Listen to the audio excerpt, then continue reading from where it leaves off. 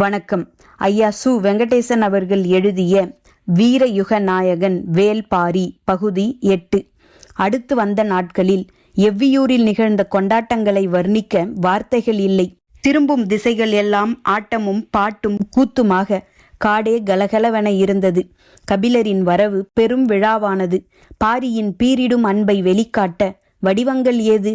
கொண்டாட்டங்கள், கொண்டாட்டங்கள், கொண்டாட்டங்கள். கபிலரை தோளிலே சுமந்து வந்தான் பாரி என்ற செய்தி நாடு எங்கும் பரவியது.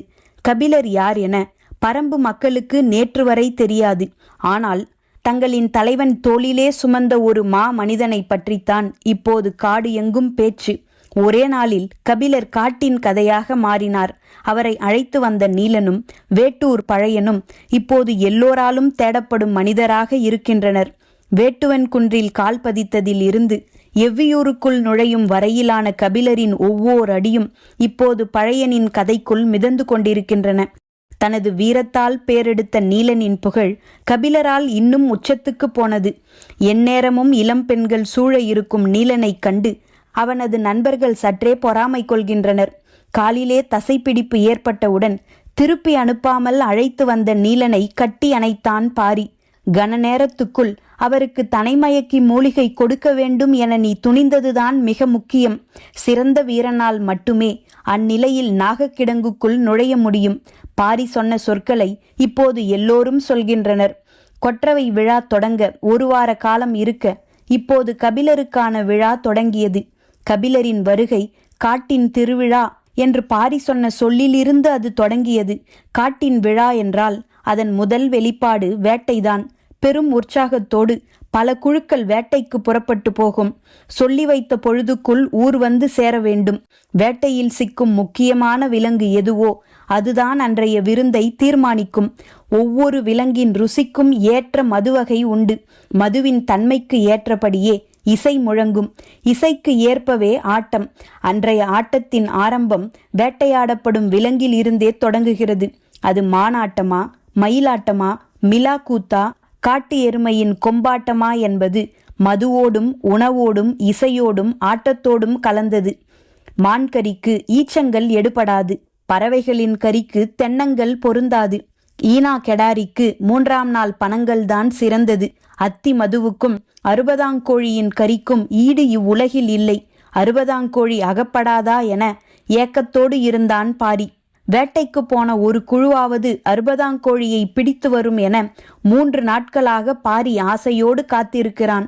கபிலர் எனும் பெரும் புலவர் வந்திருக்கிறார். அந்த வருகையை கொண்டாட அறுபதாங்கோழியே பொருத்தமானது. பாரியின் ஆசை இன்றாவது நிறைவேற வேண்டும் என எவ்வியூரில் இருக்கும் ஒவ்வொருவரும் ஆசைப்படுகின்றனர். முதல் நாளும் கிடைக்கவில்லை, அடுத்த நாளும் கிடைக்கவில்லை. இந்த செய்தி எங்கும் பரவ பரம்பு நாட்டில் இருக்கும் எல்லா ஊர்களும் காட்டுக்குள் அறுபதாங்கோழியை தேடி தினமும் அலைகின்றன. காட்டின் பிரம்மாண்டத்துக்குள் சின்னஞ்சிறு கோழியை கண்டுபிடிப்பது என்ன சாதாரண செயலா? அறுபதாங்கோழி தான் பிடிபடுவதை அதுதான் முடிவு செய்யும் என்பார்கள். பாரி அதன் மீதுதான் நம்பிக்கை கொண்டிருக்கிறான். எனக்காகவா கேட்கிறேன்? கபிலருக்காக அது இந்நேரம் வந்து அகப்பட்டிருக்க வேண்டாமா என்று எல்லோரிடமும் சொல்லிக் கொண்டிருக்கிறான். ஒரு குழந்தையைப் போல அடம்பிடிக்கும் பாரியின் ஆசையை நிறைவேற்ற ஒவ்வொருவரும் துடியாக துடிக்கின்றனர். இந்நேரம் 1000 யானைகளை கூட ஓட்டி வந்திருக்கலாம். ஆனால் காட்டுக்குள் கோழி பிடிப்பது எளிதான செயலா? இது பாரிக்கு ஏன் புரியவில்லை? பச்சிலம் பிள்ளையைப் போல அடம்பிடிக்கிறானே என்று புலம்பியபடி காட்டின் இண்டு இடுக்கு எல்லாம் நுழைந்து தேடுகின்றனர் பரம்பு மக்கள். விவரம் தெரிந்தவர்கள் புலிகளின் நடமாட்ட பகுதியை நோக்கி போய்க் கொண்டிருக்கின்றனர். கபிலர் திகைத்து போயிருந்தார். ஒவ்வொரு நாளும் பெரும் விருந்துகளோடுதான் தொடங்குகிறது. மறுநாள் அதைவிட சிறந்த விருந்து அரங்கேறுகிறது.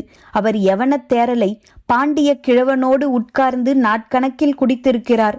சேரனோடு பெருவிருந்து உண்டு மகிழ்ந்திருக்கிறார். ரசனையில் சோழனே சிறந்தவன் என கருதுபவர் கபிலர். அவனது உபசரிப்பும் ஏற்பாடுகளும் அவ்வளவு எழில் வாய்ந்தவையாக இருக்கும். அவையெல்லாம் அதிகாரத்தாலும் ஆடம்பரத்தாலும் நடப்பவை, செல்வத்தின் திளைப்பில் நடப்பவை. ஆனால் இங்கு நடப்பது முற்றிலும் வேறானது. பாவனைகளும் அலங்காரமும் படியாத மானுட அன்பின் தூய வடிவம். அதே தூய்மையுடன் இருக்கும் ஒருவனால்தான் இதை அனுபவிக்க முடியும். மனதின் ஓரத்தில் இருக்கும் அழுக்கு கூட நம்மை வெட்கி தலைகுனியச் செய்யும் அளவுக்கு உக்ரம் ஏறிய பேரன்பு இது. கபிலர் திணறிப்போனார். அருக நாட்டு சிறுகுடி மன்னன் செம்பனிடம் தான் சொல்லி வந்த வார்த்தைகள் உள்ளத்தை அறுத்து கொண்டிருந்தன. பாரியின் தூய்மையான அன்புக்கு முன் நான் கூனி குறுகியே நிற்கிறேன். நான் அதற்கு தகுதியானவன் அல்ல. அவனது புகழ் மீது ஐயங்கொண்டு அதை கண்டறியவே நான் இங்கு வந்தேன். இதை அவனிடம் சொல்ல வேண்டும் என்று கபிலரின் மனம் தவித்தது. பாரியின் நிழல் போல் எந்நேரமும் உடன் நிற்பவன் முடியன். வேகமும் வீரமும் கொண்ட இளைஞன்.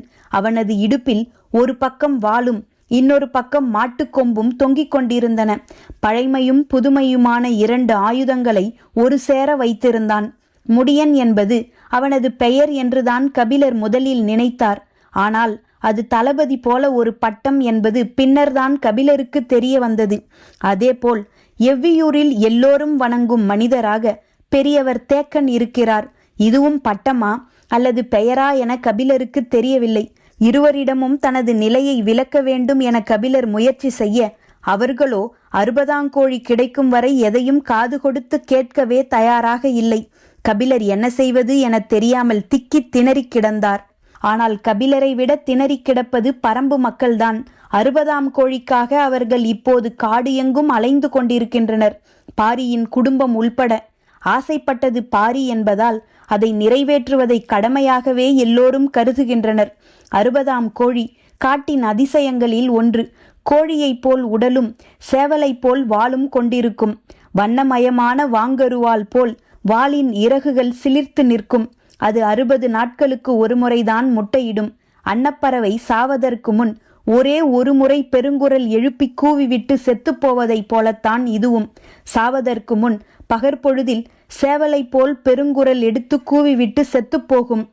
அந்த ஓசைதான் அதை 60ஆங்கோழி என்று அடையாளப்படுத்துவது. ஓசை வந்த பகுதியில் தேடினால் ஏதேனும் ஓர் இண்டு இடுக்குக்குள் செத்து கிடக்கும். 60ஆங்கோழியைத்தான் முருகன் தனது கொடியில் வைத்திருந்தான். முன்புறம் கோழி போன்றும் பின்புறம் சேவல் போன்றும் அது காட்சியளித்தது. அது முருகனின் மாயவித்தை என பின்னால் வந்தவர்கள் சொல்லிக் கொண்டிருந்த போது எவ்விதான் ஒரு நாள் 60ஆங்கோழியை கண்டறிந்தான். முருகன் கொடியாக வைத்திருந்தது இதுதான் என்பது அவன் சொல்லித்தான் மற்றவர்களுக்கு தெரியும். அந்த கோழியின் பெரும் அதிசயம் என்ன என்றால், அதன் கழிவில் இருந்துதான் தீப்புல் முளைக்கும். அதன் கரியின் சுவைக்கு ஈடு இணை இல்லை. முருகனிடம் இருக்கும் ஒன்றின் சுவையை பற்றி தனித்து சொல்ல வேண்டியது இல்லை. 60 நாட்களுக்கு ஒரு முறை முட்டையிடும். அது காட்டுக்குள் எந்த விலங்கின் உணவாகவும் மாறாமல் மண்ணுக்குள் பாதுகாப்பாக இருந்து பொரிக்க வேண்டும். அதன் சுவை வேட்டை விலங்குகளுக்கு மிகவும் பிடித்தமானது. ஆனால் அதை வேட்டையாடுவது எளிது அல்ல. புலி போன்ற வேட்டை விலங்கு அதன் சுவைக்கு மயங்கி அதன் வாசனையை நுகர்ந்தபடி காட்டின் குறிப்பிட்ட பகுதியில் அலைந்து கொண்டே இருக்கும். புலியால் எளிதில் 60ஆங்கோழியை பிடிக்க முடியாது. அதே நேரம் அதன் வாசனையை விட்டு விலகவும் முடியாது. எந்நேரமும் புதருக்குள் பதுங்கியபடியே நகர்ந்து கொண்டு கிடக்கும். தன்னை கடந்து போகும் மான் கூட்டத்தை கண்டும் புலி அமைதியாக இருக்கிறது என்றால் அங்கு 60ஆங்கோழி இருக்கிறது என அர்த்தம். புலியின் இந்த மயக்கச் செயலின் வழியே அங்கு 60ஆங்கோழி இருப்பதை காடு அறிந்தவர்கள் அறிவார்கள். 4ஆம் நாள் அதிகாலை தென்புற காட்டுக்குள் சரசரவென கீழ் இறங்கினான் பாரி. உடன் வீரர்கள் சிலரும் சென்று கொண்டிருந்தனர். புலியின் நடமாட்டம் பற்றிய தகவல் வந்திருக்கலாம். எனவே 60ஆங்கோழி இருக்கும் வாய்ப்பு இருக்கிறது. நாமே செல்வோம் என முடிவெடுத்து பாரி போய்க் கொண்டிருக்கிறான் என்று மற்றவர் நினைத்தனர். சிற்றோடையை தாண்டிய சிறிது தொலைவில் செழித்து வளர்ந்திருந்த கடம்ப மரத்தின் முன் நின்றான் பாரி. குறி சொல்லும் வேலன் பூசாரி முன்னரே அங்கு வந்திருந்தார். வீரருக்கு அப்போதுதான் புரிந்தது. சற்று தொலைவில் நின்று முருகனை நோக்கி கை தொழுதனர். தமிழ் நிலத்தில் எஞ்சியிருக்கும் மலை மக்களின் அரசுகள் 22 மட்டுமே. அவற்றுள் முதன்மையாக அறியப்படுவது பரம்பு நாடு. அதன் தலைவன் பாரி. இந்த நாட்டை பற்றி மூவேந்தருக்கும் சமவெளியில் வாழும் மக்களுக்கும் இதுவரை தெரிந்த உண்மைகள் பாணர் பலரால் சொல்லப்பட்டவையே. தமது வறிய நிலையை போக்க வரும் பாணர் பாரியின் அள்ளித்தரும் வள்ளல் தன்மையையே மீண்டும் மீண்டும் பாடினர். ஆனால் வேளிர்களின் பரம்பு நாடு எத்தகைய வளத்தை கொண்டுள்ளது, அந்த மக்கள் தமது வாழ்வை எப்படி அமைத்து கொண்டுள்ளனர், பாரி நடத்தும் ஆட்சியின் தனித்துவம் என்ன என்று எதுவும் வெளி உலகில் இருப்பவர்களுக்கு தெரியாது. மலைமகன் ஒருவன் ஆளுகிறான், இல்லாதவர்கள் போனால் இல்லை எனச் சொல்லாமல் அள்ளித் தருகிறான் என்றுதான் நினைத்திருந்தனர். முதன்முறையாக வயிற்றுப்பாட்டுக்காக அல்லாமல் பாரியையும் அவனது பரம்பு நாட்டையும் அளந்து பார்க்க வேண்டும் என்ற முடிவோடு ஒருவர் வந்திருக்கிறார். வெளி உலகின் கண் கொண்டு இந்த நாடு இப்போதுதான் பார்க்கப்படுகிறது. இவர்கள் காட்டின் பழைமையான மைந்தர்கள்தான். ஆனால் கால மாற்றத்தின் கரங்களை இறுகப் பற்றியுள்ளனர். இந்த மண்ணில் இருந்து அழிக்கப்பட்ட எத்தனையோ குலங்களின் கண்ணீரும் இரத்தமும் இவர்களை உருமாற்றியபடி இருக்கின்றன. 10 ஆண்டுகளாக இந்த குலத்தின் தலைவனாக இருக்கிறான் வேல்பாரி. வேளிர்குல வீரன் ஒருவன் எரியும் ஈட்டியை கண்டு வேந்தனே ஆனாலும் விலகி நிற்கும் மனநிலையை உருவாக்கிய மாவீரன் வேல்பாரி. நாடு என்பது அரசும் அரச நியதியும் தான் என விதி செய்பவர்களுக்கு மத்தியில் நாடு என்பது அரசற்ற மக்களின் ஆதி நிலம் என நிலைநிறுத்தி உள்ளான். இந்த நிலத்தில் நடந்து வரும் கபிலருக்கு கண்ணில் படுபவையெல்லாம் ஆச்சரியத்தையே உண்டு பண்ணின. அதிகாரம் உயிர் பெறாத இடத்தில் அன்பு மட்டுமே தழைத்திருக்கும். ஆசை, கோபம், சோகம் எல்லாமே அன்பு மயமாக நிகழும் ஓர் உலகின் நிகழ்வை கனவில் கூட காண முடியாதே. நிஜத்தில் என்ன செய்வார் கபிலர்? நிலை குலைந்து போனார். கபிலரின் கண்களில் முதலில் பட்டது பரம்பின் தலைநகரான எவ்வியூர். வேட்டூரில் இருந்து நடந்து வரும்போது நீலன் சொன்னான், பாம்பு தச்சன்தான் எவ்வியூருக்கு வடிவம் கொடுத்தவன் என்று. பாம்பு தச்சனா? அது யார் என கேட்டார் கபிலர். பாம்புக்கு வீடு கட்டும் தச்சன் யார் என திருப்பி கேட்டான் நீலன். கரையான் என்றார் கபிலர். கரையான் கட்டியுள்ள புற்றை போல ஆதிமலையின் நடுவில் உள்ள கரும்பாறையை சுற்றி பாறையோடு பாறையாக சற்றே குடைந்து முன்னால் புற்று மண்ணால் சுவரெடுத்து மரச்சட்டகங்களால் வடிவமைக்கப்பட்ட வீடுகளை கொண்டது எவ்வியூர். கார்காலத்தில் மழை கொட்டி தீர்க்கும். எவ்வளவு பெரிய மழை பெய்தாலும் உச்சியிலிருந்து கீழ்நோக்கி பாய்ந்தோடும் நீர் சிறு துளி கூட தேங்கி நிற்காது. கோடையில் கொடுங்காட்டு தீ பரவினாலும் உள்ளுக்குள் ஏறாது. சுட்டமண் மழைக்கு உறுதியானது. நெருப்பை உள்வாங்கும். அனல் தாங்காமல் இலகி உருகும். ஆனால் புற்றுமண் நெருப்பை ஒட்டவிடாது, விலக்கி கொடுக்கும். நீரும் நெருப்பும் ஒன்றும் செய்துவிட முடியாத ஒரு கட்டுமானம். இவற்றுள் மிக வியக்க வைப்பது எவ்வி கட்டியுள்ள அரண்மனை. அதை நேரில் பார்த்தால்தான் உமக்கு புரியும் என்றான் நீலன். எவ்வியூரை காணும் வரை இதன் வடிவம் கபிலருக்கு பிடிபடவில்லை. உண்மையில் ஆச்சரியம் நிரம்பிய கட்டுமானம்தான் இது. இன்னும் அரண்மனையை பார்க்கவில்லை. அதை பற்றி ஒற்றை வரியில் முடித்து கொண்டான் நீலன். பார்த்ததன் வியப்பு பார்க்காததன் மீதே படுகிறது. அவருக்கு அரண்மனையை பார்க்க ஆசைதான். ஆனால் இந்த ஊரில் எந்த தெருவுக்குள் போனாலும் ஆச்சரியத்தின் வழியாகத்தான் கடக்க வேண்டியிருக்கிறது. பரம்பு நாட்டில் மனிதன் உழைத்து விளைவிக்கக்கூடிய எந்த ஒரு பொருளும் இல்லை. திணை வகைகள், பழ வகைகள், காய்கறி வகைகள் எல்லாம் இயற்கையில் தாமாக விளைகின்றன. உணவு என்பது சேகரிப்பு தானே தவிர உற்பத்தி அல்ல. பிற நாடுகளைப் போல் உணவு உற்பத்திக்காக பெரும் உழைப்பை செலுத்த வேண்டிய தேவையில்லை. பிற நாடுகளில் பெரும்பகுதி மக்கள் செய்யும் வேலைக்கு இங்கு சிறு பொழுது மட்டுமே செலவழிக்கப்படுகிறது. ஆண்களின் வாழ்வு முழுவதும் ஆயுதங்களோடுதான் கழிகிறது.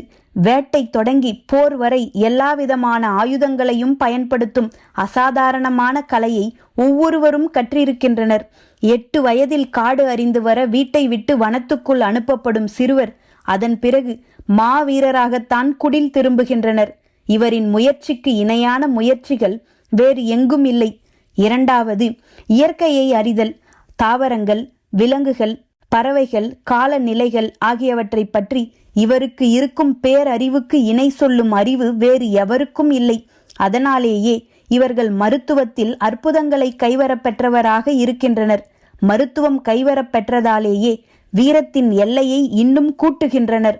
பயிற்சியின் போது வாள்முனை நெஞ்சை கீறிப்போனாலும் கவலை கொள்ளும் வீரன் எவனும் இல்லை.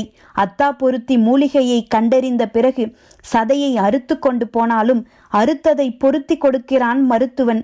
பரம்பு நாடு அபரிமிதமான ஆற்றலோடு இருக்கிறது. வெளி உலகுக்கு பெரிதாக தெரிவது பாரியின் புகழ்தான். ஆனால் அதைவிட பெரிய ஆற்றலும் அறிவும் ஆச்சரியங்களும் இங்கு இருக்கின்றன. ஆனால் இவை எல்லாவற்றையும் விட கபிலர் அதிசயித்தது இந்த மக்களின் வாழ்முறையைத்தான். ஒவ்வொருவருக்கு என தனித்த சொத்தும் எப்பாடு பட்டாயினும் அதை சேமித்து பெருக்க வேண்டும் என்ற பெருந்தாகமும் இங்கு இல்லை. இயற்கை பிற உயிரினங்களுக்கு வடிவமைத்த குண எல்லைகளை கடந்து மனிதன் போகவில்லை. மழை வந்ததும் செழிப்புற தழைத்து, வெயில் காலத்தில் வாடி துவண்டு, மலரும் போது நறுமணம் வீசி, கனியும் போது அள்ளி வழங்கி, உதிரும் போது சத்தம் இல்லாமல் மண்ணில் மக்கி தம்மை உரமாக்கியபடி பயணத்தை முடித்து கொள்ளும் இந்த வாழ்க்கை கபிலரை மண்டியிட்டு வணங்க வைத்தது. கடம்ப மரத்தின் முன் மண்டியிட்டு வணங்கிய பாரி நீண்ட நேரம் கழித்தே எழுந்தான். வேலன் பூசாரி குறி சொன்ன வார்த்தைகள் எவையும் அவனது காதுகளில் விழவில்லை. அவன் முருகனை வணங்கி நின்றான். ஆனால் அவன் மனம் வணங்கவில்லை. அவனுக்கு இருந்தது கோபம். அதை தெரிவிக்க வேண்டும் என்பதற்காகவே இறங்கி வந்தான். காற்றின் அசைவின்றி இறுகி நின்றது கடம்ப மரம். பாரியும் கோபம் தளர்த்தாமலே திரும்பினான். எதிரில் செய்தி சொல்ல ஒருவன் வேகமாக இறங்கி வருவது தெரிந்தது. பாரிக்கு ஆவல் மேலிட்டது. அறுபதாங்கோழியை பற்றிய செய்தி வருகிறதோ என எண்ணினான். வந்தவன் வணங்கிவிட்டு சொன்னான், குடநாட்டு அமைச்சர் கோளூர் சாத்தன் தங்களை காண வந்திருக்கிறார். பரம்பின் குரல் ஒலிக்கும்.